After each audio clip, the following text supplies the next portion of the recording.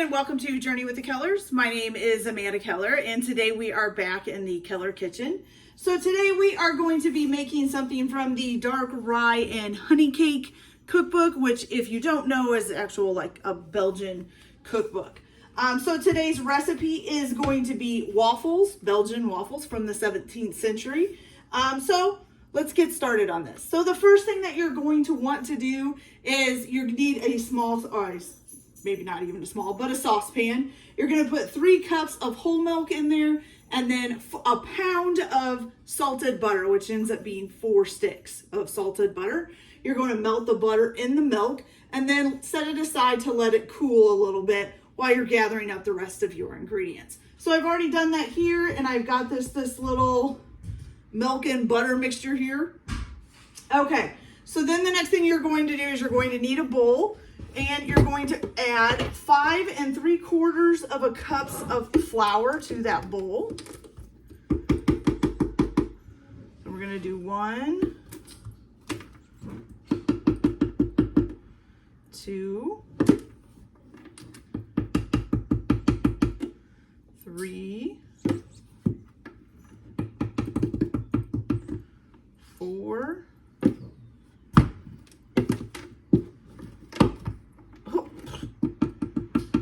and 5, and then you need the 3/4. So 3/4 is right here. There we go. Good. Okay, so you've got that added in, and then to this you're also going, and you can do this in an electric with an electric mixer as well, or in a stand mixer if you want. Okay, you're going to add to this the yeast, which you need 3 1/4 teaspoons. So all I had was the little packets of yeast. I think, if I remember right, this is only 2 1/4 teaspoons, so I think I'm gonna need another one, but I thought I'd measure it out just to make sure. So here is 1 teaspoon. Oh yeah, it's definitely not. I think it's only 2 1/4. Not even 2 1/4 for that. Okay, 2 teaspoons. And we need another little package. The only way I can find, and this is instant yeast, and it's the only way I can find instant yeast. They don't sell it like in a jar or anything around here. It's kind of strange. You'd think they would. Okay, so we had 2 and we need 3 1/4, correct? Yes. So here is 3, and then the 1/4 is right here. Make sure we get enough in there. All right, and 1/4. We're just gonna put just a little extra just because I know some of them were a little bit short. Okay. All right, so you're going to go ahead and mix that up. Now, where did oh, I'd lose my brain, I'm telling you. I would lose my brain if it wasn't attached. Or lose my head. I guess it's lose your head, but I think I'm losing my brain. Okay, so you're gonna go ahead and combine that together. Now, what you're going to do once you get this kind of combined up is you're going to make a well in the center of it, okay? You're just going to make a little divot that you can pour stuff into. Make a nice little well in the center. Don't go all the way down to the bottom. Make sure you leave some stuff there. So kind of like that, just make a big well in there. Okay, and in this, you are going to pour in your oil, which you are going to need just 1 tablespoon of oil.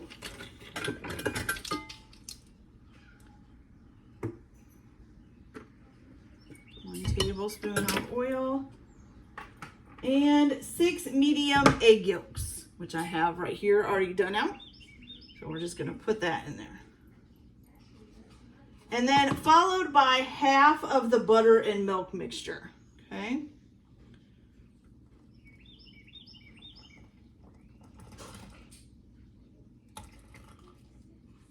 That looks about like half there.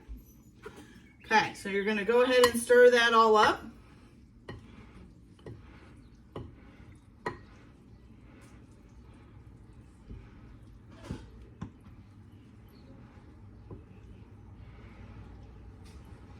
Smells very buttery, you guys, very buttery.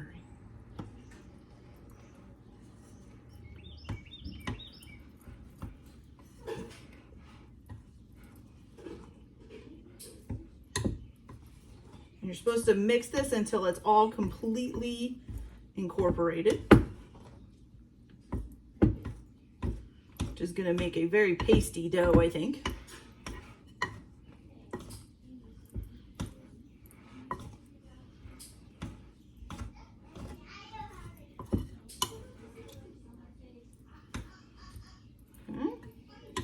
Oh. All right, there we go. You kind of get just like a crumbly dough, okay? Then you're gonna pour in the other half of your milk and butter mixture. And you're gonna mix this up really well. And while I'm mixing this up, I'm also gonna go ahead and plug in my waffle iron and get it heating up too, okay? So we got that going. Now in this book, so mainly how she or the author talks about it is in Belgium, they pass down like waffle irons through the family, and not like these machine type ones. They're like real irons that you like would put in a fire, and you just, you know, they fold open, you put your batter in there, close them up, and you put them in a fire.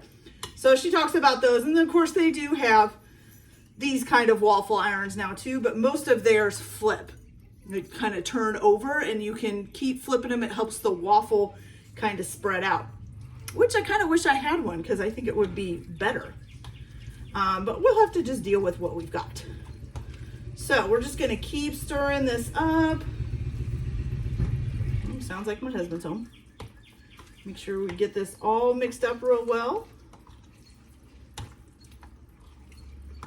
Ooh.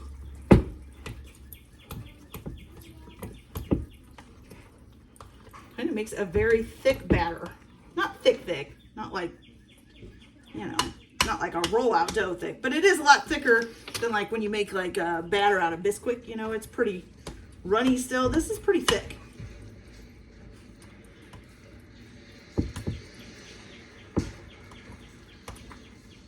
Okay. Looks like it's all mixed up though, what I can tell.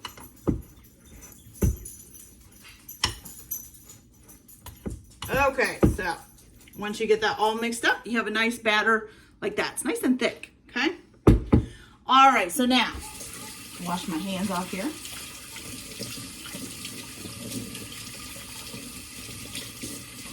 So now, if you have a waffle iron that is not a non-stick, you would go ahead and use like butter or oil, and you can use like one of the brushes and paint it basically with butter or oil. I do have a non-stick waffle iron, which technically should mean that I don't need oil, but I still use spray can oil because I find that it still kind of sticks even with a non-stick waffle iron. So I am just going to spray my waffle iron here with some spray again. Okay, so usually they suggest using about 1/3 of a cup of the batter. I'm actually going to use a little bit more than that because I find out that doesn't quite cover the whole iron. So I'm going to use 1/2 cup. So you guys, it'll depend on how big your iron is and stuff like that. Once you've used your waffle iron a few times, you'll kind of get used to how much you can use, okay? So I'm going to use about 1/2 cup. We're going to put this in here and close it up. If you had a turnable one, you could turn it and it makes the batter spread out even more. So that would be cool. All right, I'm gonna hold this down a little bit just to make sure. So my way of kind of telling when a waffle is kind of done, so as you can see, all the steam is coming out when you first start the batter. Usually once it's getting close to done, that steam will kind of have dissipated off quite a bit. There won't be as much. There might be just a little bit coming out, but that was it. And you can always check your waffle, and if it's not redone, just reshut it and keep cooking. Okay?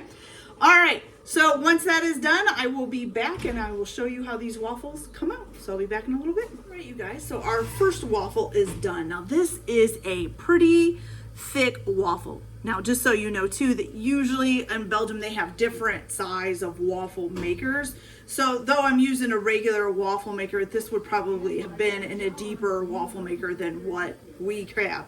But in the United States, you can't really find It's just basically waffle makers. You can do like an ice cream cone maker, which does a really thin one. But as far as waffle makers, we just have to use a regular one. So this would probably be even thicker if it was really made in Belgium. So let's take a closer look. So it's a nice, good size waffle. Of course, mine are round. They come in all different shapes and sizes in Belgium. Nice golden brown, looks delicious, smells buttery. So that is the 17th century Belgian waffle. All right, so let's try a quick little piece of this. Now, you can of course serve it the Belgian way, which was to put lots of melted butter on it and things like that. Or you can do it our more regular ways of putting butter, syrup, peanut butter if you want, Cool Whip, some fruit, however you want to top it. So I'm just going to try a little piece.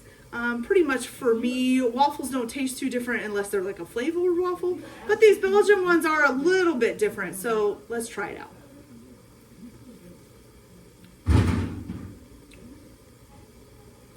It is a very buttery waffle. It's very good. I would think putting more butter on it would almost be too much butter. It needs a little bit of sweetness added to it. We didn't put any sugar or really anything in this, so it's mainly just kind of a floury waffle with a lot of milk and butter. But it is really good, you guys. Really soft on the inside, crunchy on the outside. Tastes delicious. Okay, you guys, so that's it for this video today. I hope you guys enjoyed it. Like and subscribe if you like, or don't if you don't, however you feel. Everybody have a good day. Enjoy your cooking. Keep your kitchen messy, and we'll see you later. Bye.